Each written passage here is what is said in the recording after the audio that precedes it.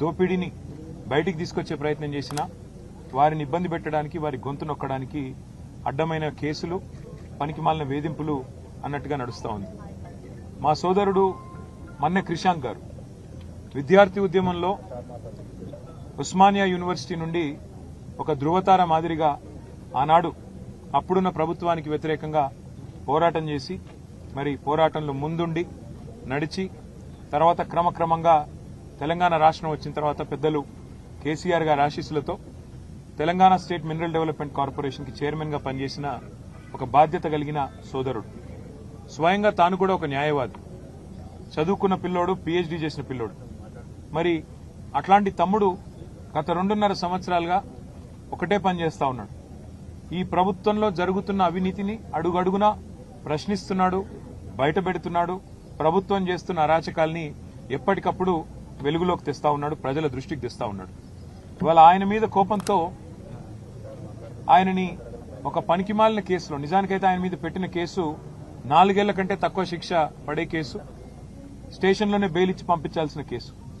కానీ జైల్లో పెట్టి, ఈరోజు 12వ రోజు జైల్లో పెట్టి హ్యాబిచువల్ అఫెండర్ అని, అంటే ఈ అబ్బాయి ఇలాగే క్రమేపీ మరి వరుసగా చేస్తున్నాడు ఈ పని అని చెప్పి కేసులు పెట్టి దాదాపు 35 కేసులు. అవి కూడా ఏం కేసులు? ముఖ్యమంత్రి రేవంత్ రెడ్డి గారి ప్రభుత్వం ప్రపంచ సుందరి పోటీలు ఏవైతే ఇక్కడ జరిగినాయో అందులో మిస్ ఇంగ్లాండ్ ని వేధించింది, 2 కాంగ్రెస్ నాయకులు ఆ అమ్మాయిని సెక్షువల్లీ హరాస్ చేసినారు అని ట్వీట్ చేస్తే ఒక కేసు. రేవంత్ రెడ్డి గారి అల్లుడు, వారి బినామీ కంపెనీలు, వాటికి సంబంధించిన భాగోతాన్ని బయటపెడితే మరొక కేసు. రేవంత్ రెడ్డి గారి బావమరిది సుజన్ రెడ్డికి అమృత్లో కాంట్రాక్ట్లు ఎట్లా ఇస్తారు, కేంద్ర ప్రభుత్వం మీరు కుమ్మక్కయ్యారు అని చెప్పి అది బయటికి తీసుకొస్తే మరొక కేసు. రేవంత్ రెడ్డి గారి ఊళ్ళో కొండారెడ్డిపల్లిలో ఒక మాజీ సర్పంచ్ సాయిరెడ్డి గారిని వీళ్ల సోదరులు భయపెట్టి భయభ్రాంతులకు గురిచేసి ఆయన చావుకు కారణమైనారు అని చెప్పి మరి బయట పెడితే దాని మీద ఒక కేసు.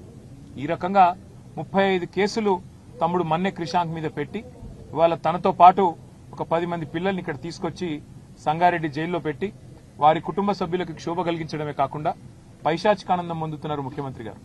నేను ముఖ్యమంత్రి గారిని కోరుతా ఉన్నా, ఈ ప్రభుత్వాన్ని డిమాండ్ చేస్తా ఉన్నా, మీరు బీఆర్ఎస్ సోషల్ మీడియా మీద, బీఆర్ఎస్ నాయకత్వం మీద మీరు పెట్టే శ్రద్ధలో ఒక పైసా ఈ రాష్ట్రంలో శాంతి భద్రతల అదుపు మీద, రాష్ట్రంలో జరుగుతున్న అరాచకమైన నేరాల మీద కొద్దిగా దృష్టి పెట్టండి. నిన్న కరీంనగర్లో చూడండి, పట్టపగలు 11 గంటలకు, ఉదయం పగలు కూడా కాదు, ఉదయం 11 గంటలకి ఒక జ్యువెలరీ షాప్ మీద దాడి చేసి 4గురిని తుపాకీతో కాల్చేసి వాళ్ళందరూ హాస్పిటల్లో చావు బతుకుల్లో కొట్లాడుతా ఉన్నారు. అట్లాంటి పరిస్థితులు ఇవాళ రాష్ట్రంలో ఉంటే మీకేమో ఇంతసేపు మీ మీద ఎవరు ట్వీట్ పెట్టారు, ఎవరు ఇన్స్టాగ్రామ్ లో పోస్ట్ పెట్టారు, దీనివల్ల రేవంత్ రెడ్డి గారికి పరువు ఏమవుతుంది, ఆయనకు అసలు పరువు ఉంటే కదా పోనీకే, ఆయనకు అసలు సిగ్గంటూ ఉంటే, లజ్జ అంటూ ఉంటే, ఇచ్చిన హామీలు నెరవేర్చకుండా తప్పించుకొని తిరుగుతున్న ముఖ్యమంత్రి గారు మీ గురించి ప్రజలేమనుకుంటున్నారో వినే ప్రయత్నం చేయండి. మా నాయకులను వేధించినంత మాత్రాన మాకు తాత్కాలికంగా కొంత ఇబ్బంది ఉంటుందేమో, కానీ భయపడేది లేదు, వెనక్కి తగ్గేది లేదు. నీ 420 హామీలు, నీ 13 డిక్లరేషన్లు, ఇవి అమలు చేసేదాకా మేము ప్రశ్నిస్తూనే ఉంటాం, పోరాడుతూనే ఉంటాం.